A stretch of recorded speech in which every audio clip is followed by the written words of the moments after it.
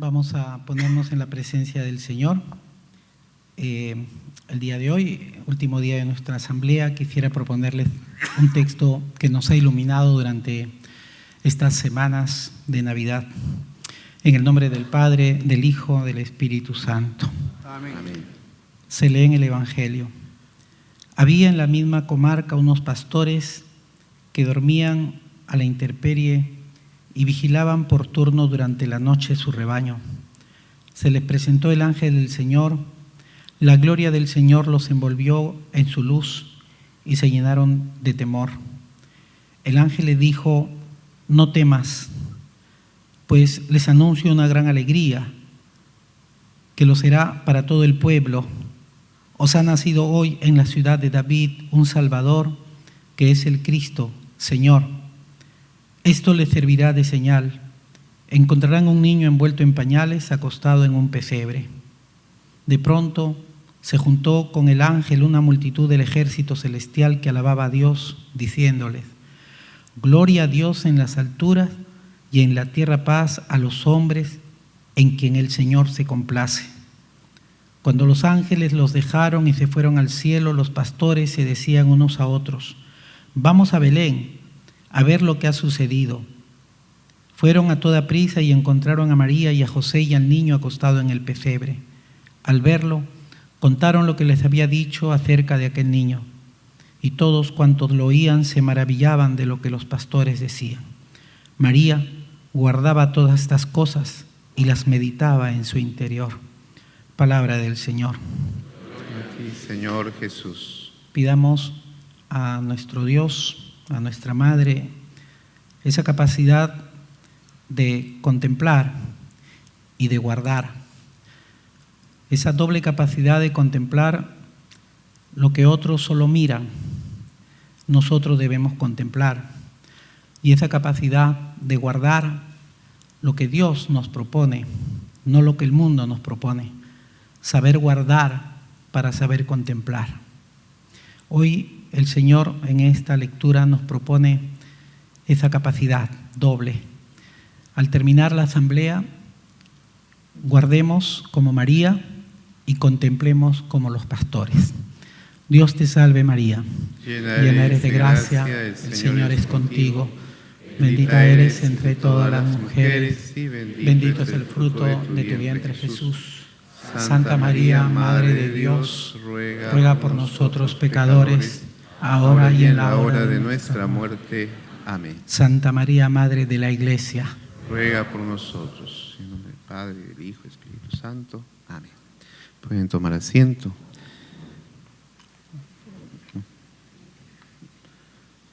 Vamos a ceder la palabra a Monseñor Guillermo Elías, obispo auxiliar de Lima, quien tiene a su cargo esta tercera conferencia, y lo recibimos con fuertes aplausos.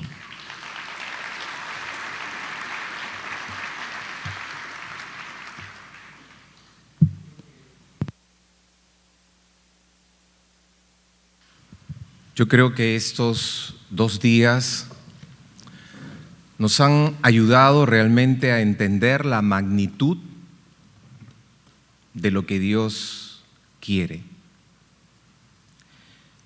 Yo creo que realmente Dios habla, y cuando habla realmente bastante claro.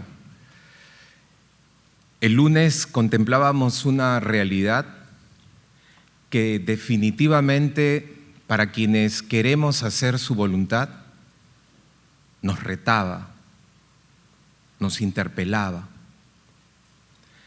Ayer nuestro arzobispo nos dio los marcos para entender de lo que se trata, hacer y ser iglesia.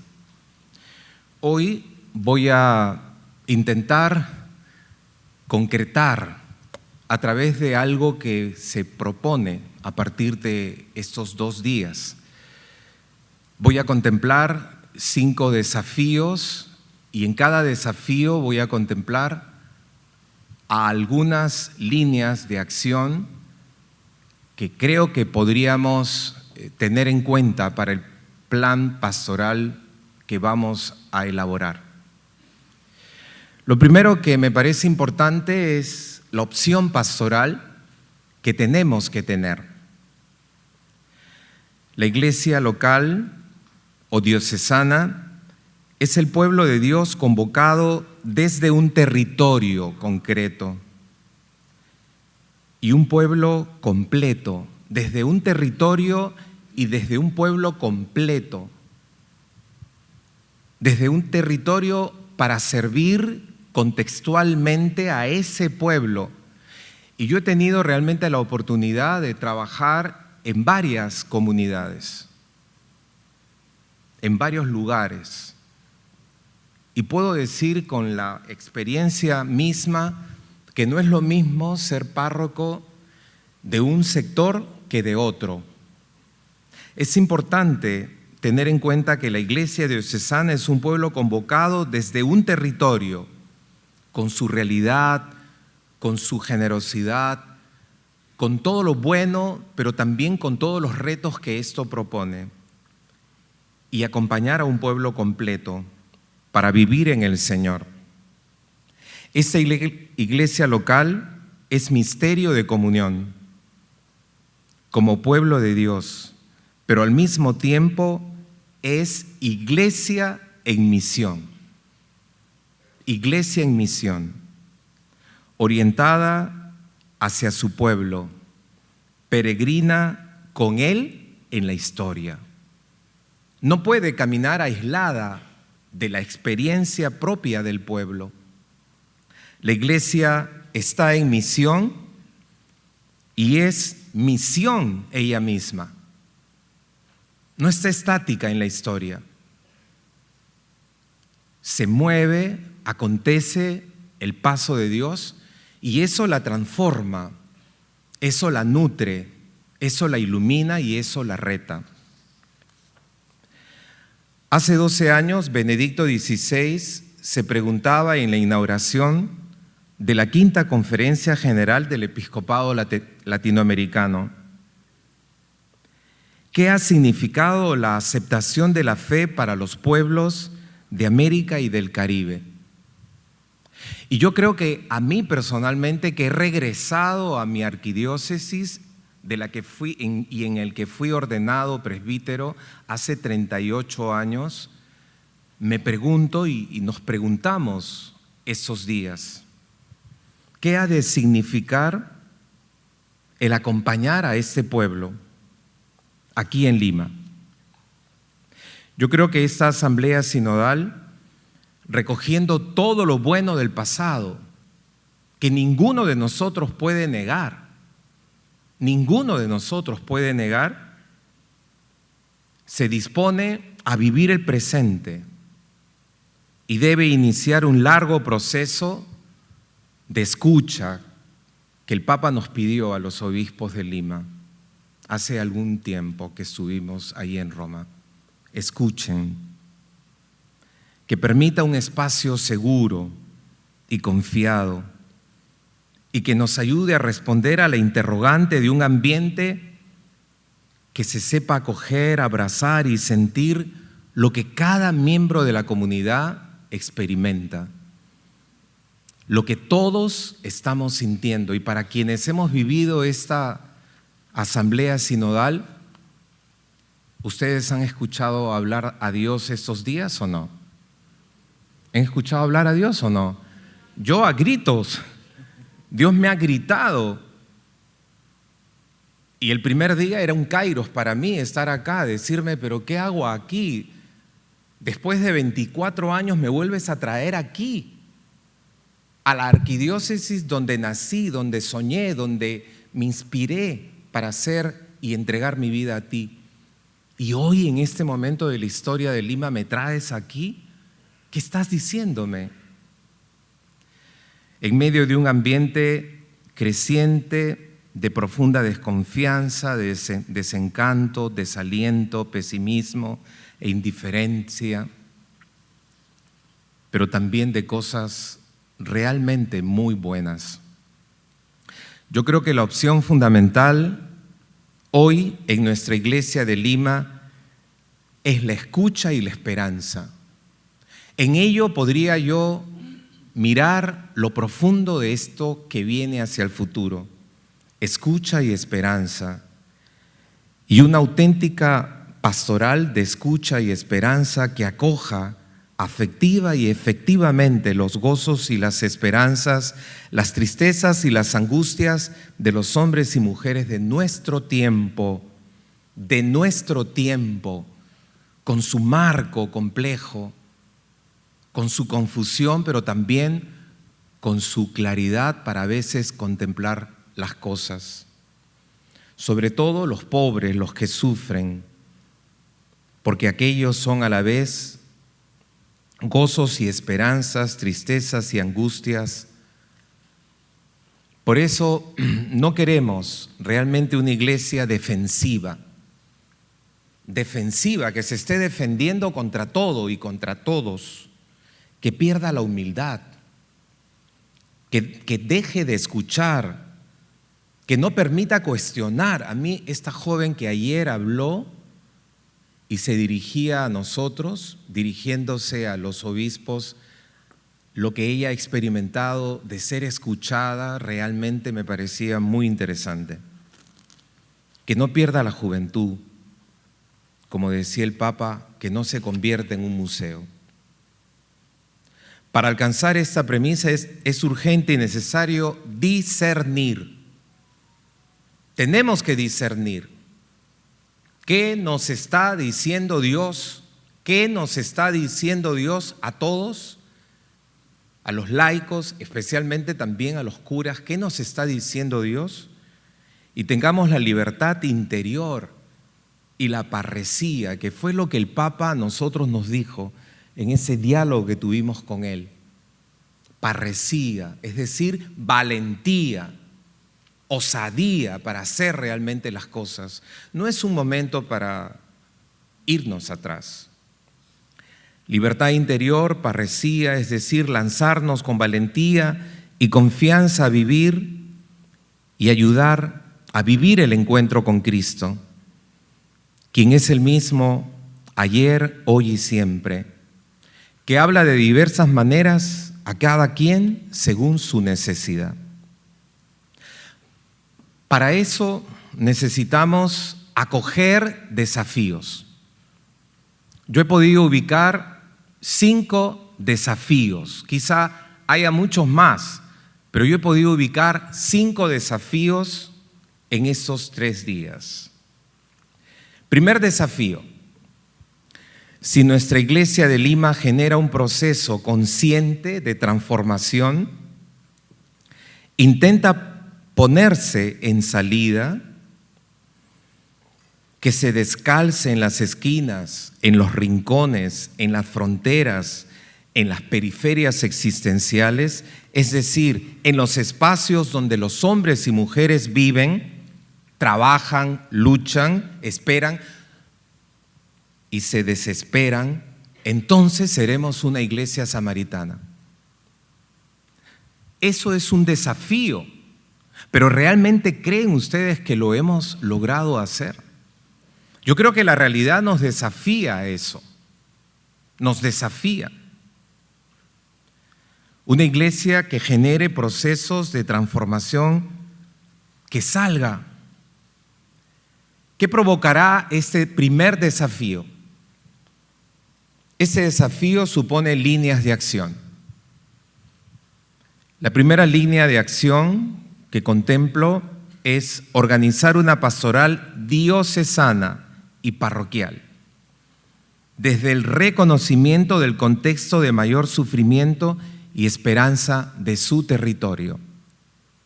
Yo comentaba hace un ratito, escuchaba a algunos que me decían que en su parroquia hacen tal o cual cosa. Y me parece bien que hagamos cosas.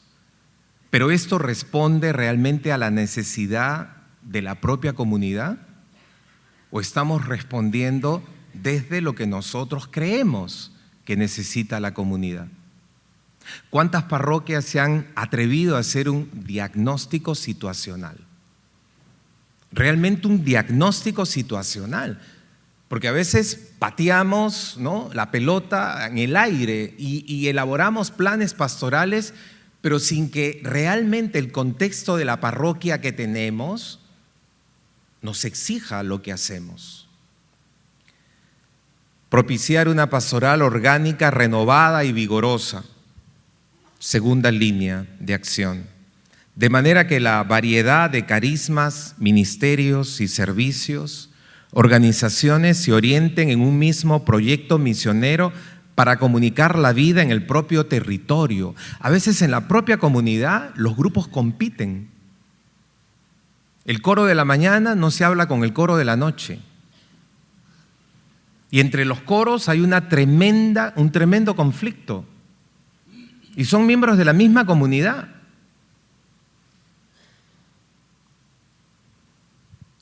Una pastoral orgánica, renovada y vigorosa, que tenga en cuenta la variedad de carismas, ministerios, servicios, organizaciones, y que se orienten a un proyecto misionero. Hay tanto bien. Hay parroquias que son muy buenas con jóvenes. Hay parroquias que son muy buenas en la pastoral catequética y no compartimos nuestras riquezas como parroquias. Cada una es un mundo aislado.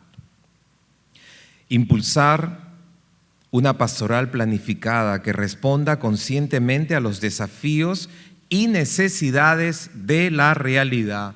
Repito, este año tenemos que proponernos un diagnóstico situacional. Tenemos que lograr que alguien nos ayude. ¿Cómo diagnosticar la realidad de cada parroquia? ¿Qué elementos hay en esa realidad que no estamos teniendo en cuenta?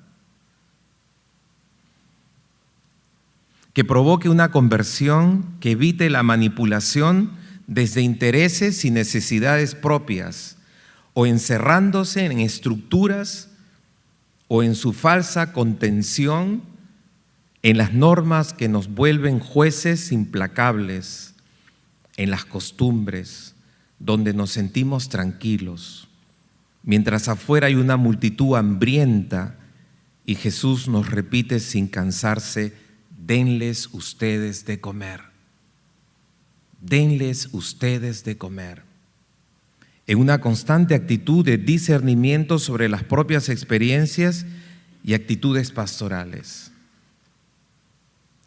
Yo cuando elaboraba los planes pastorales, siempre, cada año, ahondaba el diagnóstico situacional, porque no es lo mismo. Cada año el contexto, vienen nuevos migrantes, vienen nuevas situaciones. Otra línea de acción desde este primer desafío: generar una pastoral planificada que provoque un sentido crítico en los agentes pastorales y en los pastores, que promuevan el desarrollo de todo hombre y todos los hombres, un sentido crítico en nuestra gente.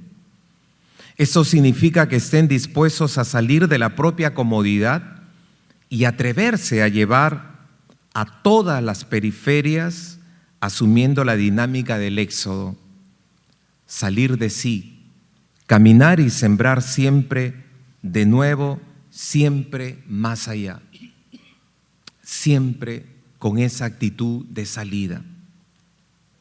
Otra línea de acción que me reta el primer desafío: diseñar una planificación pastoral en las parroquias cuyo punto de partida sea un diagnóstico, como les decía, que hable del contexto del barrio, del caminar de la comunidad como familia de familias. Por ejemplo, yo me pregunto, el esquema que tenemos de parroquia está en función de los sacramentos, ¿verdad? Algunos párrocos nos contentamos con que el año hemos bautizado 500 niños. ¿Cuántos de esos niños, cuántas de las familias de esos niños se quedan en la parroquia? 700 niños hicieron la primera comunión. ¿Cuántos de esos niños, de esas familias de esos niños se quedan en la parroquia? Se confirman 200 jóvenes. ¿Cuántas familias de esos jóvenes se quedan en la parroquia? Se casan menos. Si no hubiera sacramentos, ¿Nuestra parroquia tuviera gente? Pregunto, ¿nuestra parroquia? No es que estoy diciendo, por favor, porque acá a veces malinterpretan todo. Yo no estoy diciendo que no tengamos sacramentos, pero solo a veces tenemos sacramentos. La parroquia no hace más. El cura se desgasta sacramentalmente, bautizando, primeras comuniones, confirmaciones, termina el año, terminamos destartalados. ¿Y luego qué? ¿Cuántas familias se integraron a la parroquia? Las iglesias evangélicas no tienen sacramentos y están llenas de gente. ¿Qué pasa? ¿Es que nos falta el querigma? ¿Anunciar vivo a Cristo resucitado? Son cosas que me provocan realmente reflexión. A mí, en principio, como párroco me retaba eso. Solo a veces administramos sacramentos y nada más.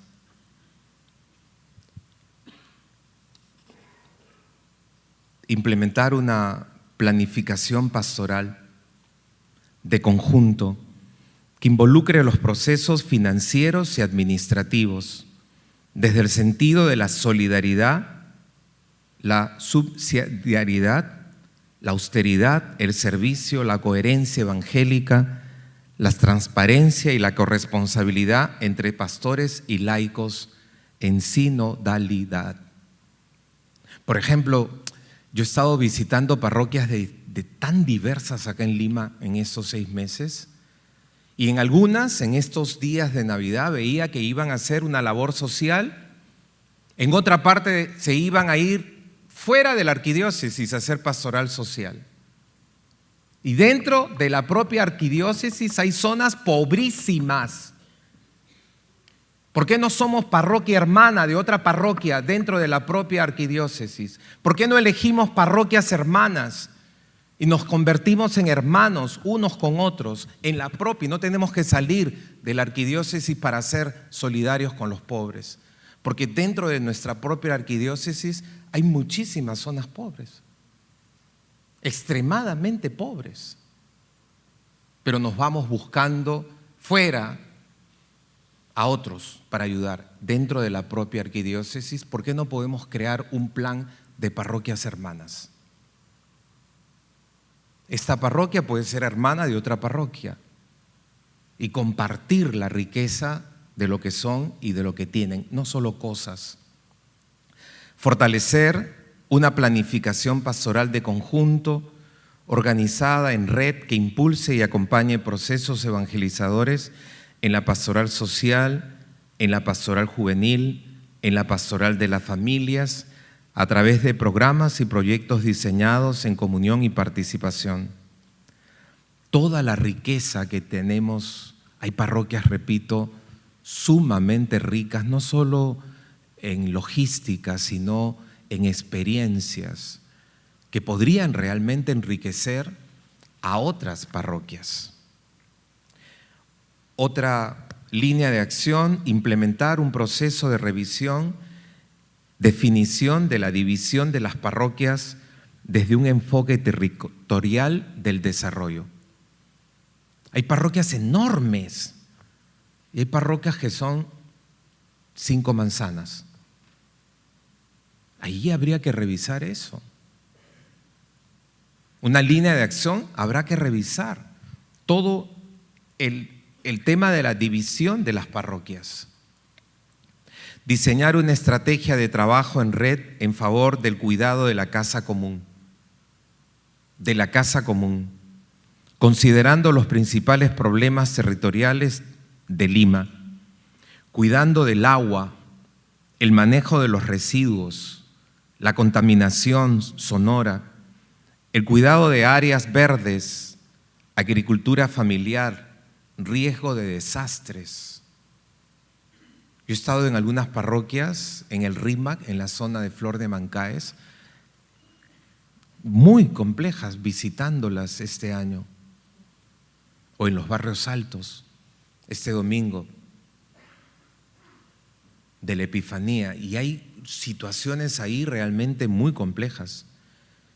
Ejecutar una estrategia de comunicación que permita acercarse más y mejor a diferentes problemas a través de nueva tecnología de la comunicación e información,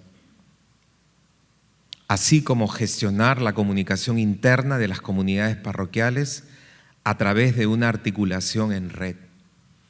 Hay tanta, repito, riqueza que no está siendo compartida. A veces cada parroquia es una isla. Esas son las líneas de acción que me suscita el primer desafío. El segundo desafío que he podido encontrar, segundo desafío, si nuestra iglesia de Lima diseña estrategias para actualizar una pastoral de escucha, como el Padre Bueno, que espera a su hijo con las puertas abiertas, para que cuando regrese pueda entrar sin dificultad y ser escuchado, reconociendo que hay dificultad para escuchar, atender y acompañar, porque hay una debilidad en la autoescucha y la escucha confiada en los pastores y laicos, entonces serán acogidas y abrazadas la inmensidad y compleja heridas que el pueblo tiene.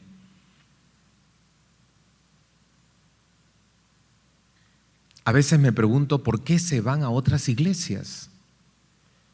¿Por qué se van a otras iglesias? El problema no es doctrinal. El problema es relacional. No encuentran acogida. No los escuchamos. Porque no es un problema, después viene el problema doctrinal. Pero en principio, ¿por qué se meten a otras iglesias? ¿Qué están buscando? Lo que a veces no encuentran en la nuestra. A veces el mundo de las parejas, yo que trabajo en el mundo de familia, ¿cuántas parroquias tienen? Hay algunas que lo tienen, pero ¿cuántas parroquias tienen matrimonios para escuchar a otros matrimonios? ¿Cuántas parroquias tienen grupos de matrimonios que escuchen a otros matrimonios? Porque a veces llegan a buscar al cura y el cura está tan complicado con tanto trabajo que nadie escucha a esos matrimonios. Y no hemos preparado matrimonios para escuchar, para que hagan el acompañamiento a otros matrimonios desde su propia realidad. ¿Qué desafía el tema de la escucha? Provoca líneas de acción muy importantes. Diseñar una propuesta formativa dirigida a pastores y agentes pastorales especializada en la escucha, que permita la generación de equipos de escucha. Y yo me acuerdo en una experiencia de párroco a los 3, 4 años de haber llegado a Comas, tenía que salir de viaje por unos días a predicar y me dieron una cartita y me dijeron, por favor, padre, lea la cartita en el avión, no antes. Y yo le dije, ¿por qué? No, por favor, léala en el avión. No sé si tendrían miedo, ¿no? Pero subí al avión y lo primero que hice fue abrir la cartita y decían, haces muchas cosas como cura, pero pocas veces nos escuchas. No queremos que hagas tantas cosas, solo siéntate y escúchanos. Porque muchísima gente se siente así, pero nosotros no podemos hacer eso todo el tiempo. Por eso es tan importante que realmente hagamos que todo este tema de la escucha se haga realidad. Que permita equipos de escucha, experiencias nuevas, innovadoras, de acogida, implementación de centros dinámicos de escucha que salgan al encuentro de toda la población que lo requiere sin distinción. Porque la gente en la mayoría de las parroquias quiere ser escuchada. Implementar un programa que entre en diálogo con el mundo académico superior, de tal forma que se organice la pastoral universitaria diocesana. Necesitamos realmente urgente esto. Yo creo que esa es una línea de acción muy importante porque el presente está allí en los jóvenes. Implementar un programa pastoral que entre en diálogo con los niños, niñas, adolescentes de los diferentes barrios de Lima, conformando un gran movimiento cimentado en el servicio solidario. Hay que generar este movimiento de solidaridad. El tercer desafío, que contemplando un poco la realidad y escuchando la parte de la orientación temática de ayer, encontraba el tercer desafío.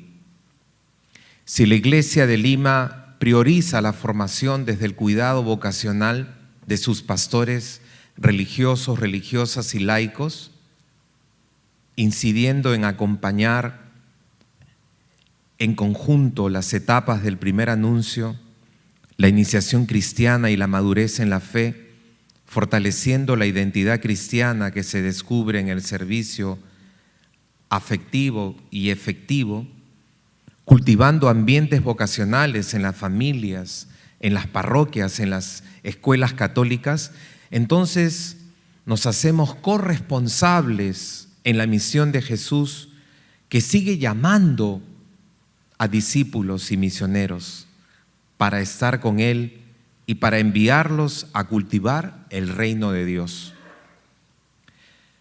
¿Qué desafía?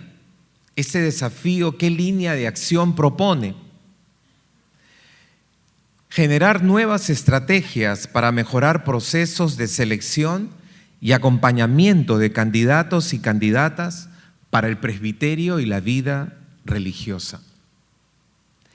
Definir en comunidad pastores y agentes pastorales, las características más significativas en los ambientes vocacionales, en las familias, en las parroquias, en las escuelas católicas, en los movimientos laicales.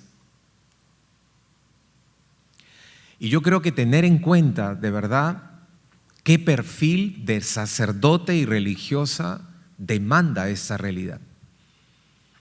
A veces también la formación está un poco ajena a la realidad y terminamos creando un pastor que no tiene en cuenta el contexto ni responde, y a veces hay jóvenes que cambian a lo largo de su proceso formativo, olvidan la raíz y terminan convirtiéndose en seres completamente distintos en el momento de la ordenación, y no tienen en cuenta la realidad de la que salieron y de dónde y cómo vivieron.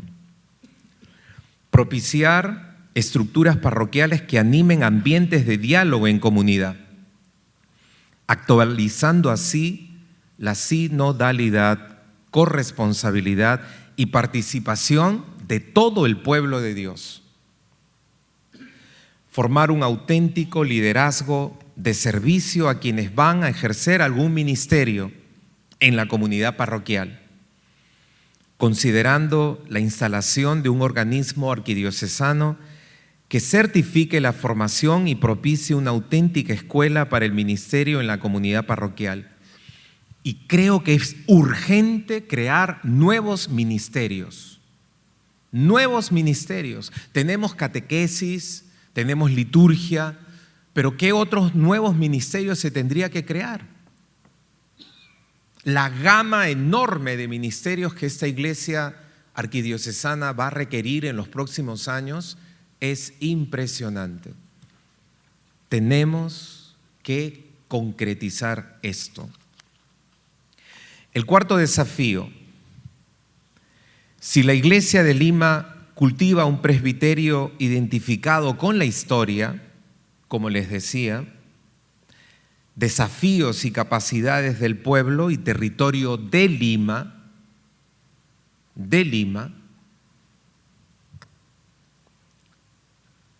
capaz de generar procesos de diálogo con las comunidades y de convivir y de sentir con los laicos sus propias debilidades y retos, porque si no, a veces, repito, el sacerdote termina siendo un ser extraño, una casta. Y eso es sumamente peligroso, y a veces terminamos pues instalándonos Lo digo desde mi propia experiencia, no pienso en nadie de ustedes, estoy pensando desde mi propia experiencia. Cuán importante fue, por ejemplo, cuando vino la división de Lima y se me pidió quedarme en la zona norte. Yo me tuve antes, cuando me envió el cardenal Vargas al Zamora, inculturar. Limeño, pero yo no conocía el contexto de la gente de esa zona. No conocía su sentir, su cosmovisión, su religiosidad andina. Y tuve que adaptarme, tuve que entenderlos, tuve que valorarlos, tuve que acogerlos para poder caminar con ellos. Para no ser llamados simplemente funcionarios, sino pastores a imagen de Jesús, haciendo de la oración, la fraternidad y la vida apostólica pilares de nuestro ministerio. ¿Qué desafía esto? Esto, al desafiarnos, nos pide líneas concretas de acción. Implementar una propuesta de formación continua para el presbiterio que contemple las diferentes carismas, dones y capacidades en un proceso que tenga la espiritualidad encarnada como eje principal, de tal forma que por vocación puedan brindar un mejor servicio desde una especialidad pastoral, social, juvenil o familiar, como la de Jesús, una espiritualidad encarnada, ¿verdad? Diseñar una estructura arquidiocesana que promueva el diálogo ecuménico e interreligioso, desde el conocimiento de los valores del Evangelio, lejos de dogmatismo y prácticas costumbristas. Yo me acuerdo que en la zona, trabajé en algunos años en la zona norte para defender la vida, para que el barrio sea mejor, con pastores de otras denominaciones. E hicimos un trabajo hermoso en defensa, por ejemplo, de las pandillas. Había abundantes pandillas y nos tuvimos que unir todas las iglesias evangélicas y yo como pastor, como párroco católico, para poder sentarnos y juntos hacer un plan concreto de ayuda a lo que podríamos denominar salvar a tantos jóvenes que estaban en peligro. También otra línea de acción que provoca este desafío para mí es propiciar la generación de un proceso de discernimiento sobre la religiosidad popular. No basta con celebrarles la misa, no basta con eso, hay que entenderlos. Estos grupos de hermandades se han quedado con una estructura del virreinato. Se han quedado con una estructura, el mayordomo, el capataz, y solamente viven en función de títulos. No son grupos parroquiales y ellos tendrían que entrar en la parroquia como un grupo pastoral, ser acompañados, propiciar la generación de un proceso de discernimiento sobre la religiosidad popular que acoja todas sus expresiones, que genere un fuerte sentido de pertenencia a la iglesia local. Muchos de ellos solamente vienen a su fiesta patronal, pero ¿qué hemos hecho para que ellos no sigan haciendo eso? Caminen con nosotros, se sientan parte de nosotros. Restablecer y fortalecer el diaconado permanente y otros ministerios laicales. Tenemos que crear otros ministerios laicales. Generar nuevos centros de formación de agentes pastorales y pastores, sujetos a la certificación de competencias.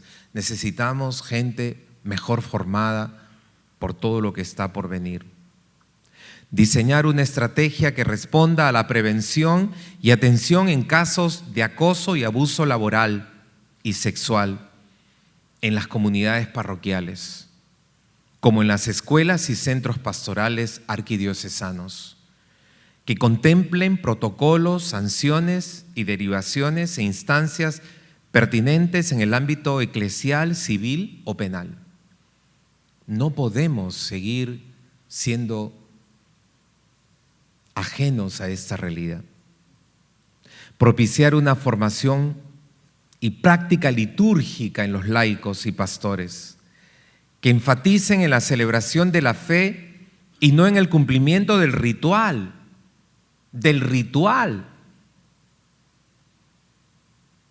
Porque a veces, es mi experiencia, cuando yo lo he visto, que les damos tantos requerimientos, por ejemplo, para comulgar, que un día tuve tanto escrúpulo que casi no comulgué. Porque te ponen tanta cosa que ya casi nadie puede comulgar, sin caer en el relativismo de la dignidad para acercarnos al Señor, Pero a veces es tanto lo que decimos, tan de exigentes, que repito, yo dije mejor no comulgo, antes me confieso. Diseñar entonces una formación práctica y litúrgica en los laicos y pastores, que enfaticen en la celebración de la fe y no en el cumplimiento del ritual, considerando la homilética como una tarea importante en la evangelización.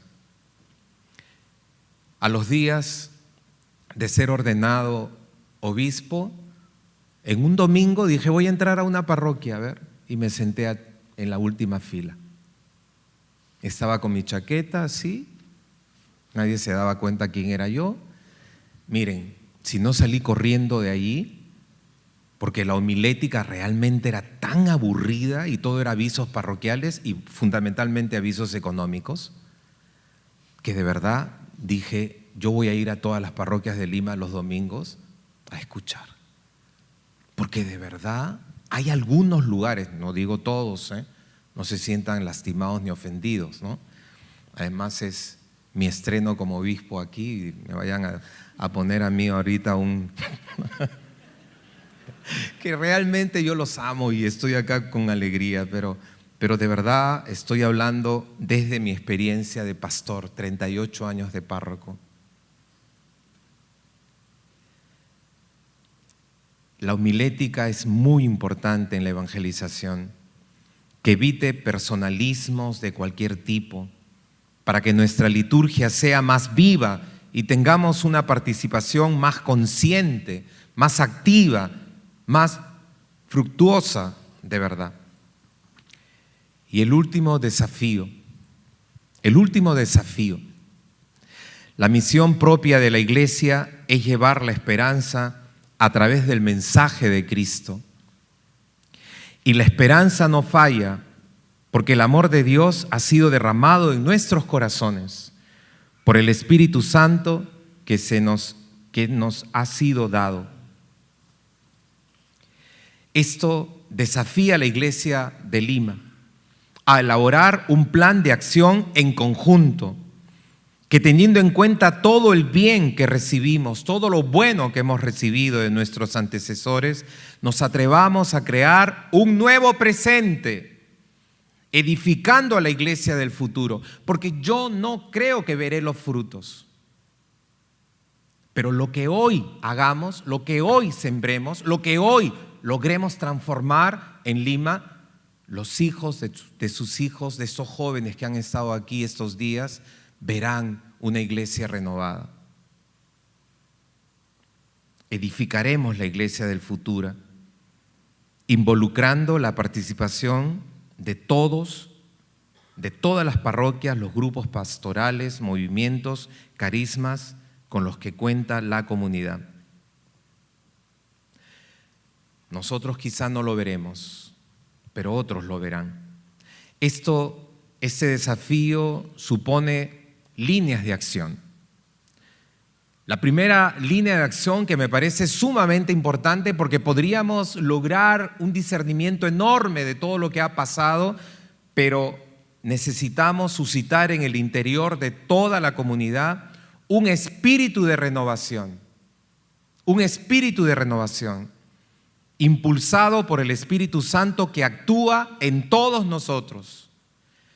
Teniendo en cuenta la Escritura, yo hago nuevas todas las cosas. No solo debemos creer en Dios, debemos creerle a Dios, porque el futuro de esta iglesia de Lima ¿es nuestra o es del Señor? ¿Es nuestra o es del Señor? Es del Señor con nosotros, pero Dios está con nosotros. Dios opera, Dios transforma, Dios ayudará. ¿Esto qué desafía? Una línea de acción fundamental. Lograr que en los próximos meses tengamos el nuevo plan operativo arquidiocesano, con objetivos y medios a largo, mediano y corto plazo, con metas anuales que podamos evaluar y que todos sintamos que avanzamos. En los próximos meses, lograr el diálogo con todos los movimientos, con todos los carismas, para involucrar en el plan arquidiocesano a todos. Yo sinceramente creo que juntos podemos hacer de esta iglesia de Lima una iglesia más humana y una iglesia más cristiana. ¿Y saben qué? Yo quiero ser parte de esta historia. Yo creo que Dios me ha traído a este lugar, a mi arquidiócesis, de la que nací y con la que viví en los primeros años, para algo. Y yo estoy completamente dispuesto a dar la vida en los próximos años para que la iglesia de Lima sea mejor. No tengamos miedo al futuro, especialmente quiero decirles a mis hermanos sacerdotes, hay que abrirse al futuro con generosidad, con creatividad, con docilidad, porque lo mejor está por venir. Muchas gracias.